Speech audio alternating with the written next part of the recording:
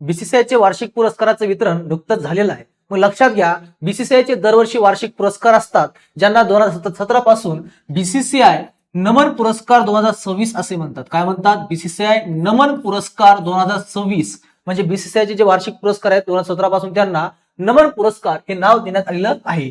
दिनांक पहा, 15 मार्चला ही पुरस्काराचं वितरण झालेलं आहे. ठिकाण नवी दिल्ली. आणि शुभमन गिलला सर्वोत्कृष्ट आंतरराष्ट्रीय क्रिकेटपटू पुरुष गटामध्ये त्याला पॉली उमरीगर अवॉर्ड देण्यात आलेला आहे. त्यानंतर स्मृती मंदानाला सर्वोत्कृष्ट आंतरराष्ट्रीय क्रिकेटपटू महिलामध्ये तिला वार्षिक पुरस्कार भेटलेला आहे. त्यानंतर पहा, राहुल द्रविड आणि रॉजर बिन्नी यांना C K Naidu lifetime achievement award म्हणजे यांना जीवन गौरव पुरस्कार भेटलेला आहे. राहुल द्रविड आणि रॉजर बिन्नी हे अत्यंत महत्वाचं लक्षात घ्या परीक्षेसाठी. त्यानंतर मिताली राज महिला जीवन गौरव पुरस्कार भेटला. महिला जीवन गौरव पुरस्कार हा मिताली राज या खेळाडूला भेटलेला आहे. त्यानंतर हर्षित राणा याला सर्वोत्कृष्ट आंतरराष्ट्रीय पदार्पण पुरुष गटामध्ये त्याला पुरस्कार भेटलेला आहे. सर्वोत्कृष्ट आंतरराष्ट्रीय पदार्पण.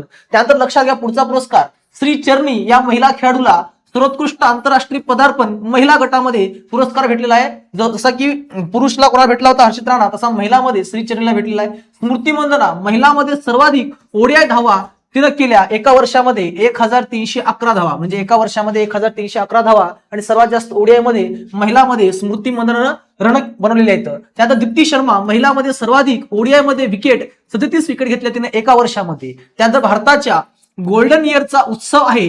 गेल्या एका वर्षात 5 आयसीसी ट्रॉफी, एका वर्षामध्ये आपण 5 आयसीसी ट्रॉफी जिंकणाऱ्या सर्व भारतीय संघांना, पुरुष असेल महिला असेल किंवा अंडर 19चा सुद्धा संघ असेल, कारण अंडर 19च्या टीमनं सुद्धा वर्ल्ड कप जिंकलेला आहे, एकत्र सन्मानित केले गेले आहे. आणि ही पहिलीच वेळ आहे की या सर्वांना एकत्रित त्यांना हे पुरस्काराचं वितरण करण्यात आलेलं आहे. कारण हे वर्ष गोल्डन इयर म्हटलेलं आहे, कारण एका वर्षामध्ये आपण 5 आंतरराष्ट्रीय ट्रॉफी जिंकलेल्या आहेत, आयसीसीच्या ट्रॉफ्या जिंकलेल्या आहेत, त्यामध्ये वर्ल्ड कप असतील, सगळं काही असेल.